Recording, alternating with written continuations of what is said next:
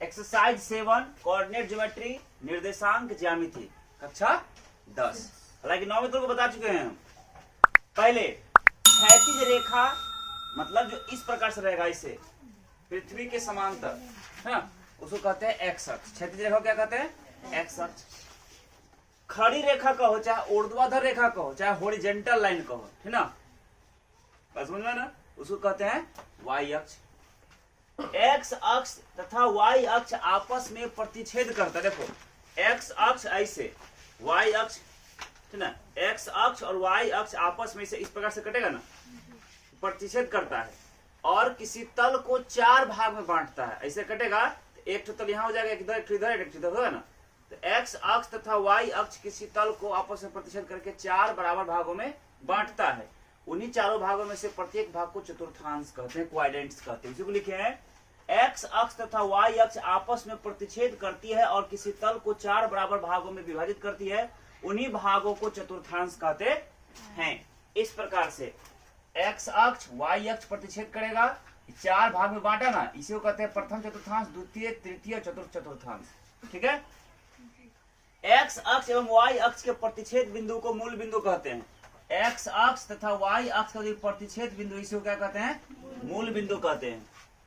किसी बिंदु का निर्देशांक या नियामक, निर्देशांक कहो चाहे नियामक कहो, एक्स वाई के रूप में लिखा है। पहले लिखाता है एक्स का मान, तब लिखाता है वाई का मान। किसी भी बिंदु का अगर नियामक लिखना हो तो पहले क्या लिखेंगे? एक्स का मान, और तब लिखेंगे वाई का मान। इस रूप में लिखाता है। मूल बिंदु का नियामक 0 0 होता है, मतलब जहां पर एक्स अक्ष और वाई अक्ष काटता है इसको मूल बिंदु कहते हैं। और इसका निर्देशांक होता है 0 0, मतलब इस जगह पर एक्स का मान भी 0 और वाई का मान भी 0 होता है। एक्स अक्ष का नियामक x 0 होता है, यानी कोई बिंदु अगर इस अक्ष पर है, एक्स अक्ष पर, तो इसका मान हो जाएगा x और 0, मतलब x का मान रहेगा, y का मान 0 हो जाएगा। अगर कोई बिंदु y अक्ष पर है तो y अक्ष पर स्थित किसी बिंदु का नियामक होगा, x का मान 0, y का मान रहेगा। ठीक है। कहने का मतलब जिस अक्ष पर कोई बिंदु रहेगा उसका मान रहेगा, दूसरे का मान 0। अगर x अक्ष पर रहेगा तो x का मान रहेगा, y का 0, और अगर y अक्ष पर कोई बिंदु है तो x का मान 0, y का मान रहेगा। ऐसा में उसी को लिखे x अक्ष का नियामक x 0 होता है, y अक्ष का नियामक 0 y होता है। कोई दिक्कत? x निर्देशांक को भुज और y निर्देशांक को कोटि कहते हैं। देखो अगर कोई बिंदु लिख दे ऐसे, इस प्रकार से पूछेगा इसका भुज क्या है, तो जो x का मान होगा वो भुज होगा और जो y का मान होगा वो कोटि होगा। ठीक है। यानी पहले होता है भुज, फिर होता है कोटि। इसी को लिखे हैं x निर्देशांक को भुज और y निर्देशांक को कोटि कहते हैं। जैसे तुम लोग को 9 में परीक्षा में आया होगा, इस मान लो लिख देगा 4 और 5, इसमें भुज का मान क्या है? 4, कोटि का मान क्या है? 5। उसी को लिखे यहाँ पे x निर्देशांक को भुज कहा जाता है, y निर्देशांक को कोटि कहा जाता है। अर्थात किसी निर्देशांक में पहले होता है भुज, तब होता है कोटि। कोई दिक्कत? आगे देखो, प्रथम चतुर्थांश का चिन्ह प्लस प्लस होता है। देखो ग्राफ बनाना तो लोग को सिखाए होंगे,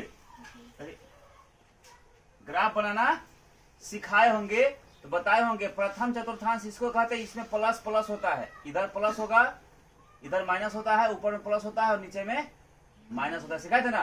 तो प्रथम चतुर्थांश में x भी प्लस y भी प्लस, तो प्रथम चतुर्थांश चिन्ह प्लस प्लस। दूसरे का चिन्ह होता है माइनस और तब प्लस। तीसरे का होता है माइनस माइनस, दोनों माइनस है। और चतुर्थ का होता है प्लस माइनस। उसी को लिखे प्रथम चतुर्थांश का चिन्ह प्लस प्लस होता है, द्वितीय चतुर्थांश का चिन्ह माइनस प्लस होता है, तृतीय चतुर्थांश का चिन्ह माइनस माइनस होता है, चतुर्थ चतुर्थांश का चिन्ह प्लस माइनस होता है। क्या लिखे हैं कि किसी बिंदु की x अक्ष से दूरी उसका y निर्देशांक या कोटि कहलाता है। देखो ऐसे कोई ऐसे है, चतुर्थांश है ना, मतलब x अक्ष y अक्ष प्रतिच्छेद कर रहा है। हम क्या बोले कि किसी बिंदु की x अक्ष से दूरी, x अक्ष तो इन है, इससे दूरी का मतलब या तो ऊपर जाएगा नहीं तो दूरी हुआ। अगर यहाँ पर है बिंदु, यहाँ आगे, दूरी कहाँ हुआ? x अक्ष से, तो x अक्ष पर है। x अक्ष से दूरी का मतलब या तो ऊपर जाएगा नहीं तो किसका मान होगा? ये y का ना होगा। तो उसी को लिखे किसी बिंदु की x अक्ष से दूरी उसका y निर्देशांक है, तो क्या कहलाता है? कोटि कहलाता है। कोई दिक्कत? ठीक इसका उल्टा, किसी बिंदु की y अक्ष से अगर दूरी कहेगा तो इसका दूरी या तो इधर जाएगा या इधर आएगा, तो किसका मान हो जाएगा? वो x का, तो क्या हो जाएगा? भुज हो जाएगा। उसी को लिखे हैं कि किसी बिंदु की x अक्ष से दूरी उसका y निर्देशांक या कोटि कहलाता है, और किसी बिंदु की y अक्ष से दूरी उसका x निर्देशांक या भुज कहलाता है। समझ में आया? ऑब्जेक्टिव ही सब पूछता है 10 क्लास में। ठीक, अगला लिखे हैं क्या हम कि x अक्ष पर स्थित किसी बिंदु का y नियामक 0 होता है। देखो x अक्ष पर स्थित है, इसका मतलब x का मान रहेगा, y का 0 हो जाएगा। नहीं सिखाए थे ना, x अक्ष पर x 0 होता है, तो x अक्ष पर स्थित किसी बिंदु का y निर्देशांक 0 होता है, और उसका उल्टा ठीक हो जाएगा, y अक्ष पर स्थित किसी बिंदु का x निर्देशांक 0 होता है। जिस अक्ष पर रहेगा उसका मान रहेगा दूसरे का 0। अगर x अक्ष पर है तो x का मान रहेगा y 0, और अगर y अक्ष पर है तो y का मान रहेगा और x 0। कोई दिक्कत? मतलब पहले x होता है तब y होता है ना। इस दोनों में से अगर कोई भी एगो 0 हो गया तो पक्का है कि वो किसी न किसी अक्ष पर ही होगा। बस समझ में ना। अगला लिखे हैं फिर कि y अक्ष पर स्थित किसी हाथ तो हो गया ना। मूल बिंदु देखो, अब सूत्र आता है यहाँ पे, अगर कोई बिंदु है इसे काटे, यहाँ पे मूल बिंदु है ना, मूल बिंदु सिर्फ कह दे कि मूल बिंदु है, मूल बिंदु से कोई बिंदु यहाँ पर है एक्स वाई, कुछ भी एक्स का मान वाई का मान है, बोलेगा मूल बिंदु से इस बिंदु की दूरी कितना होगी, यहां से यहां तक की दूरी क्या होगी। ठीक, तो मूल बिंदु से किसी बिंदु एक्स वाई की दूरी का सूत्र होता है √√x² प्लस y²। बस अगर प्रश्न कर दे कि मूल बिंदु से बिंदु 4, 6 की दूरी क्या होगी, ठीक, सिंपल में √4² प्लस 6²। बस √4 से 16, 6 6 के 36, √100 कितना हो जाएगा 52। ऐसा में कि नहीं, मूल बिंदु से किसी बिंदु एक्स वाई की दूरी क्या होती है √x² प्लस y²। कोई दिक्कत किसी को समझने में? अगला है क्या कि अर्थात ये सूत्र होता है, याद रखना, ये सूत्र पूछता है, सूत्र भी पूछता है, दो बिंदुओं, कोई a का मान मान लो x1 y1, x का y का मान रहेगा ना, तो दो का बिंदु देखो 1 1 मान, दूसरे को 2 2 मान लिए, ठीक है ना, दो बिंदु हो गया।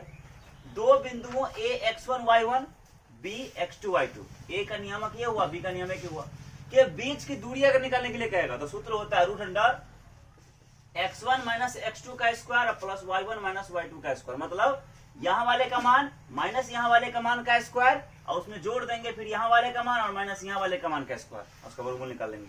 अर्थात देखो एक बिंदु यहाँ हुआ a x1 y1 b x2 y2, तो हमको a से b तक की दूरी निकालना है, तो a से b तक की दूरी बराबर हो जाएगा √x1 - x2 का होल स्क्वायर और प्लस y1 - y2 का होल स्क्वायर। इस सूत्र से निकालेंगे। समझ में आया? अगला सूत्र क्या लिखेंगे कि कोई दो बिंदुओं a x1 y1, ठीक, और b x2 y2 का मध्य बिंदु निकालना हो, बीच का बिंदु, कि दोनों के बीच में क्या होगा, तो सूत्र होता है x1 + x2/2 और y1 + y2/2 होता है। मतलब अगर a कोई बिंदु यहाँ x1 y1 है और b कोई बिंदु यहाँ x2 y2 है, मतलब इसका a का नियामक ये है और b का नियामक ये है, इस दोनों के बीच में, मतलब दोनों के बीच की दूरी क्या हो, बराबर हो, समान हो। इस दोनों AB का जो मध्य बिंदु होगा, बीच का बिंदु मान लो क्या होगा, P होगा। इस P बिंदु का ना, AB का मध्य बिंदु है ना, A और B का मध्य बिंदु P का नियामक कितना होगा, तो सूत्र होगा x1 जोड़ x2/2 और y1 जोड़ y2/2। मतलब यहाँ वाले के मान में यहाँ वाले के मान को जोड़ के दूसरे भाग दे देंगे, इसका x का मान हो जाएगा, और फिर यहाँ वाले के मान में यहाँ वाले के मान को जोड़ के दूसरे भाग दे देंगे, इसका y का मान हो जाएगा। ऐसा समझ में?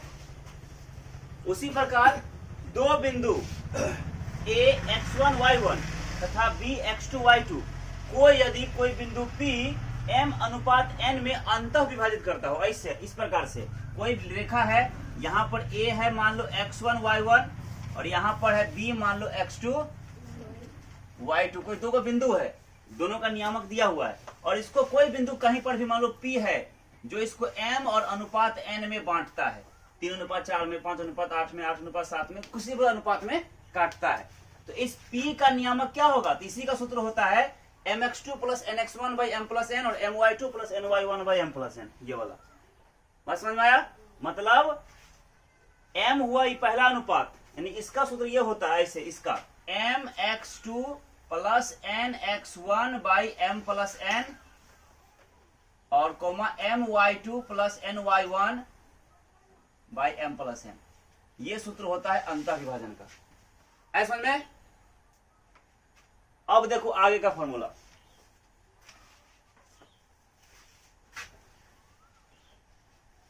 जितना कॉन्सेप्ट लोगों को बताएं, अगर पूरा कॉन्सेप्ट भी आज का सही कर लिया ना तो क्लास 10th का एक भी कोऑर्डिनेट ज्योमेट्री का सवाल नहीं पूछेगा। जहां तक सूत्र तुम लोगों को बताए उसके आगे सूत्र देखो। अगर कोई त्रिभुज दिया हो, ठीक, त्रिभुज मतलब तो फोटो नहीं दिखा देगा, कहेगा कि कोई त्रिभुज है। अगर कोई त्रिभुज दिया हो और त्रिभुज के तीन शीर्ष, तीनों शीर्ष होता है त्रिभुज में ना, 1 2 3, 3 शीर्ष होता है। अगर कोई त्रिभुज दिया हो और त्रिभुज के 3 गो शीर्ष ए बी और सी दिया हुआ हो, ए बी सी दिया का मतलब हुआ तीनों शीर्ष का निर्देशांक x1 y1 x2 y2 और x3 y3, यानी पहले शीर्ष का निर्देशांक x1 y1, दूसरे शीर्ष का निर्देशांक x2 y2 और तीसरे का निर्देशांक अगर x3 y3 दिया हो और कहेगा कि इस त्रिभुज का क्षेत्रफल कितना होगा निकालिए, तो सूत्र होता है 1/2 बड़ी कोष्ट x1 into y2 minus y3 plus x2 into y3 minus y1 plus x3 into y1 minus y2। आया समझ में कि नहीं आया?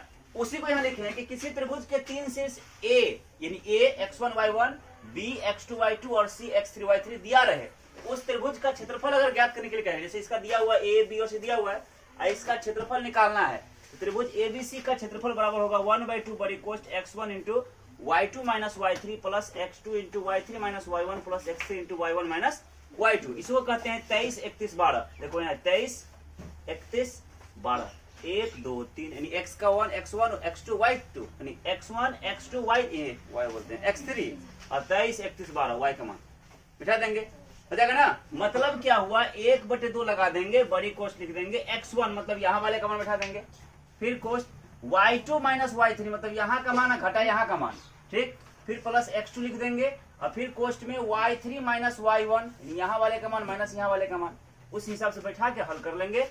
जो निकल जाएगा वो त्रिभुज का क्या होगा, क्षेत्रफल होगा। कोई दिक्कत? याद रहेगा ना, किसी त्रिभुज ABC के तीन शीर्ष दिए रहने पर त्रिभुज का क्षेत्रफल बराबर क्या होगा, 1/2 बड़ी कोष्ट x1 into y2 minus y3 plus x2 into y3 minus y1 plus x3 into y1 minus y2 होता है। कोई दिक्कत? फिर देखो किसी त्रिभुज के तीन शीर्ष मतलब x1 y1 x2 y2 और x3 y3, नाम रहेगा उसका a b और c। दिए रहने पर अगर उस त्रिभुज का हमको केंद्रक निकालने के लिए कहेगा, मतलब उसके सेंटर पॉइंट को निकालने के लिए कहेगा, ठीक, तो सूत्र होगा क्या, किसी त्रिभुज ABC के तीन शीर्ष a b मान दिए रहने पर उसके केंद्रक P का नियामक बराबर होगा x1 plus x2 plus x3/3 y1 plus y2 plus y3/3। मतलब कोई त्रिभुज है, मान लो a b c, इसका x1 y1 x2 y2 और x3 y3 तीन शीर्ष दिया हुआ है, इसका केंद्रक P है, मान लो बीच का केंद्र P है, इस P का निर्देशांक क्या होगा, तो इस P के निर्देशांक को ही केंद्रक कहेंगे और इस केंद्रक का निर्देशांक होगा x1 जोड़ x2 जोड़ x3, मतलब तीनों को जोड़ देंगे x के मान को और 3 से भाग देंगे, तो जितना हो जाएगा उसका x का मान हो जाएगा। फिर y1 जोड़ y2 जोड़ y3 और उसमें 3 से भाग देंगे, जितना हो जाएगा इसका P का y का मान हो जाएगा। मतलब केंद्रक P का निर्देशांक, फोटो में केंद्रक P का निर्देशांक बराबर होगा x1 plus x2 plus x3/3 y1 plus y2 plus y3/3। ये होता है केंद्रक का निर्देशांक, त्रिभुज के केंद्रक का निर्देशांक। फिर देखो किसी त्रिभुज के तीन शीर्ष या किसी पर मैं तीन बिंदु कह रहा हूं, कोई भी तीन बिंदु a b और c, नाम दिया हुआ रहेगा x1 y1 x2 y2 x3 y3, कोई भी तीन बिंदु संरेख होगा। संरेख का मतलब एक ही रेखा पर होगा, यदि और केवल यदि उससे बने वाला त्रिभुज क्षेत्रफल क्या हो, 0। संरेख का मतलब हुआ एक ही रेखा पर, और जब लाइन एक ही रेखा पर है तो क्या होगा, सीधी रेखा होगा। ऐसे अगर एक बिंदु यहाँ ले, यहाँ ले, यहाँ ले, ऐसे है, हम बोलेंगे संरेख है, नहीं है। क्यों? इसको मिलाएंगे तो एक रेखा पर नहीं आया, हल्का भी टेढ़ा हो गया, त्रिभुज बन गया नहीं। इसका कुछ ना कुछ तो आंसर आ जाएगा क्षेत्रफल, चाहे वो पॉइंट दुइये का ही ना है, क्षेत्रफल कुछ तो आएगा, तो संरेख ही नहीं है। क्योंकि अगर क्षेत्रफल कुछ भी आ गया तो सीधी रेखा पर नहीं है। और अगर ये सीधी रेखा है पूरी तरह से, ऐसे एगो यहाँ है, एगो यहाँ और एक तो यहाँ है, क्षेत्रफल होबे नहीं करेगा, नहीं होगा ना।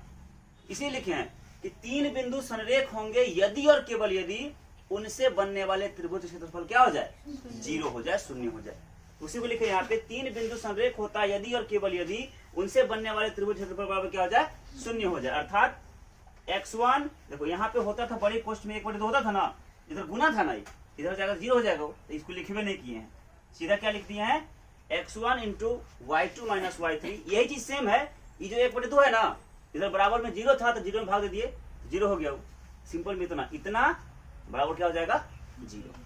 आया समझ में कि नहीं आया? इतना कॉन्सेप्ट अगर तुम्हारा क्लियर हो गया तो क्लास 9th और 10th का कोई भी कोऑर्डिनेट ज्योमेट्री का सवाल छूटेगा नहीं।